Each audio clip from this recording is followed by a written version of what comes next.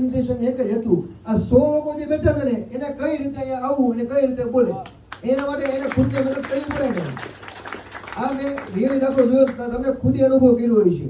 કઈ public speaking કોક આવડી જાય, એક મેન્ટર બની જાય, 5 વર્ષ અનુભવ થાય ને એટલે એની એક નેમ પ્લેટ લાગે અને એક એનો માપો લાગે, ઘણી બધી વસ્તુ XYZ લાગતી હોય છે. પણ આ વ્યક્તિમાં મેં એક વસ્તુ નોટિસ કરી છે, એક જ ટાર્ગેટ, એક જ ઉદ્દેશ્ય, પોતે મહેનત કરવી પડે તો બધું ખુરશી આપણે પોતે ગોઠવશું, સેટિંગ રેડી કરશું, બધું ઓકે કરશું, પણ એક જ ઇન્ટેન્શન, સામેવાળા વ્યક્તિને 100% કઈ રીતે મળે.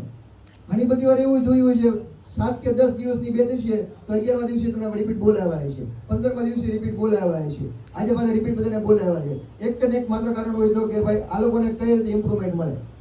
અને વાત રહી પબ્લિક સ્પીકિંગની, તો આ દુનિયામાં મોટામાં મોટી જે સ્કિલ હોય તો પબ્લિક સ્પીકિંગની છે. તમારામાં જીવતો જાગતો દાખલો છે કે ભાઈ બોલતા આવડે તો PM થઈ શકો. કામ 2 નંબરની વસ્તુ છે. બોલતા ફાવે એટલે તમે ધારો એ કામ કરી શકો.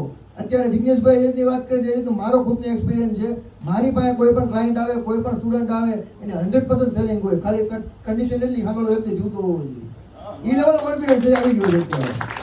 કેમ કે 200 કે 500 લોકો વચ્ચે બોલતા હોય એટલે ડેફિનેટલી કોઈ વ્યક્તિ આવે તો કોન્ફિડન્સ લેવલ ઓટોમેટિક બિલ્ડઅપ થવાનું છે.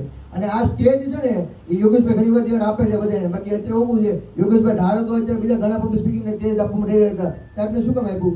ઘરના છે. આ ગેસ્ટમાં બોલાવે તો બધા પબ્લિક સ્પીકિંગના કોર્સ કરેલા છે હારે બેચમાં. ધારો તો મોટા મોટા વ્યક્તિ તેને બોલાવી શકતા હતા.